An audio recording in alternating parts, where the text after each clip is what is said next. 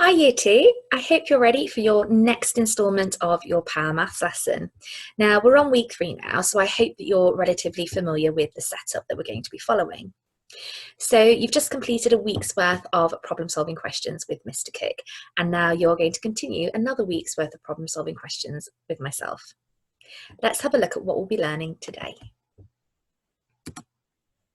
So of course, we always start our lessons with a flashback 4. Could you have a go at pausing the video and completing these 4 questions? How did you get on?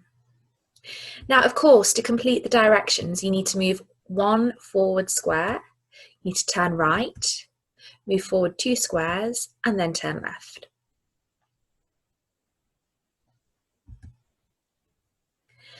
Following the directions in question 2, I hope you ended up with something that looks like this at the bottom of the picture. Of course, 1/2 of 24 is 12, it's your multiples of 2. And adding 2, 5 and 8 together is 15. Now it's time for your Discover for today's lesson. So today we're going to be looking at mental addition and subtraction. So the things that I want you to consider when you are looking at this problem is, what operation are you doing? Is it addition, subtraction, multiplication, or division? I hope the title of today's lesson gives you a bit of a clue. I want you to think about, what do you know already? And what else do you need to know? What are you trying to find out?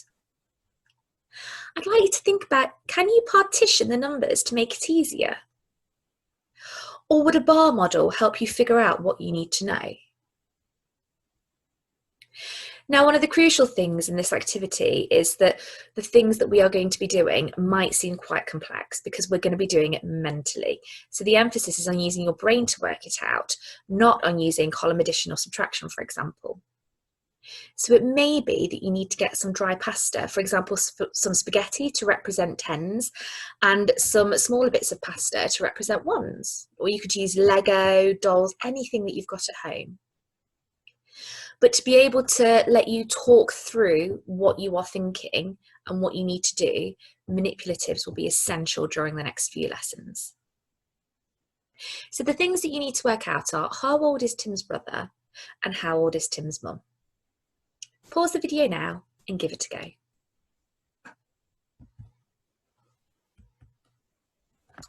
How did you get on? Now, like we said, today's lesson is all about using mental addition and subtraction. And to be successful, you're going to use your known facts to help you find the answer. So this is all about those fact families that we've spent so long practicing in our fluency sessions.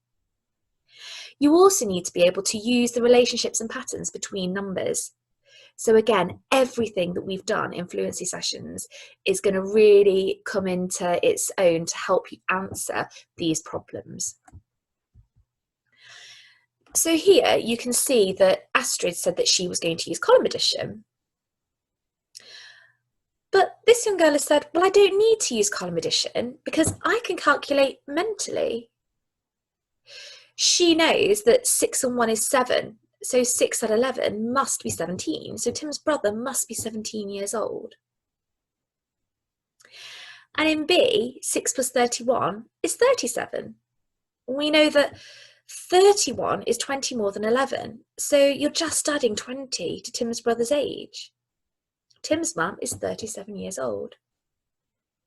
Now Felix is saying, I can see that 6 plus a 2-digit number ending in 1 will always be a 2-digit number ending in 7.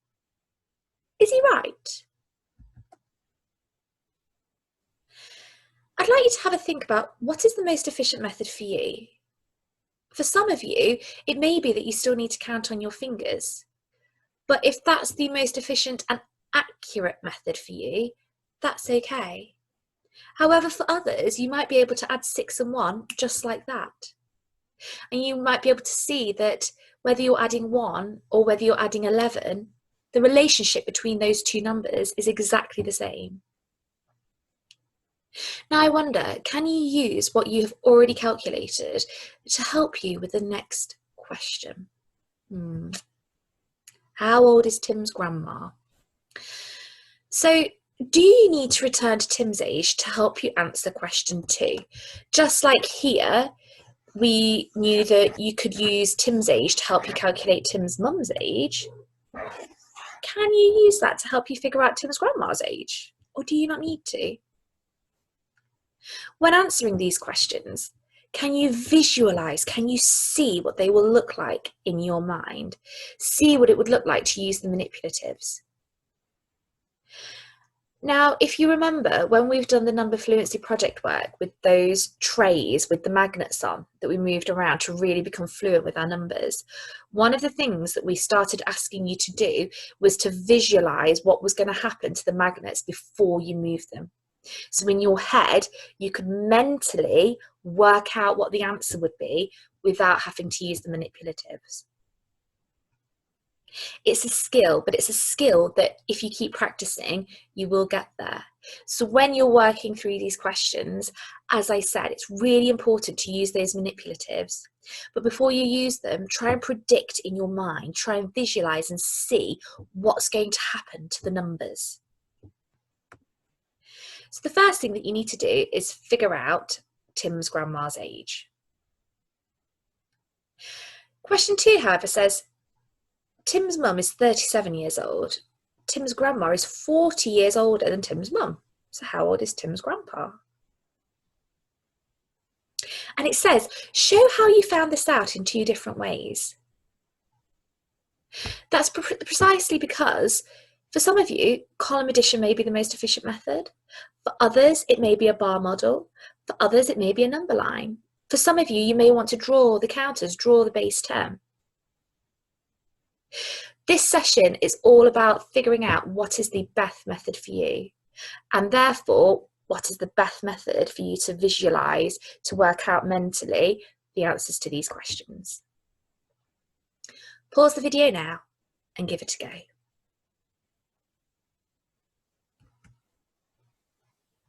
Finally, you have your challenge question. So this girl is saying there are different ways I can work out the calculations in my head. Have a look at these calculations.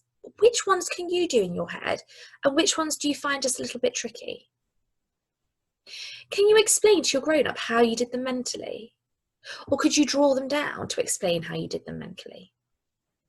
Pause the video now and give it a go. Here are your answers. How did you get on?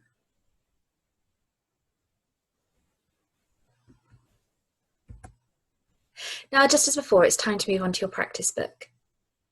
And as always, if you struggle to collect your practice book from school, just email us and let us know, and we can email you a PDF version of the questions. As always, once you have completed your practice book, if you would like some extension questions, please come back to the video. But pause the video now and have a go in your practice book. So here are your extension questions. So firstly, true or false. When you add 3 ones to a 2-digit number, only the ones column changes. Pause the video now and see if you can figure it out. Okay, so of course that is false. Sometimes it will only be the ones column that changes, but sometimes the tens and ones column will change. And finally, can you have a go at working these additions out mentally? Pause the video now and give it a go. How did you get on?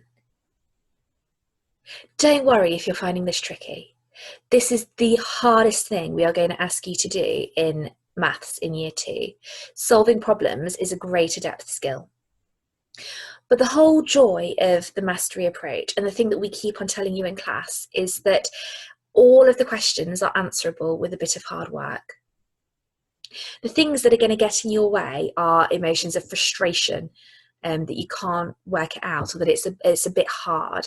And I completely understand those. But trust me when I say that with hard work and practice, you will get there. As you go through your maths career at school, you will learn that the questions aren't supposed to be answered just like that. They require some thought. But for me, that's the fun and that's the challenge. And that's where you get a real sense of pride when you've figured it out, when you've figured out that answer. So I hope you're really proud of the work that you've done today. And I look forward to seeing you again tomorrow. Bye.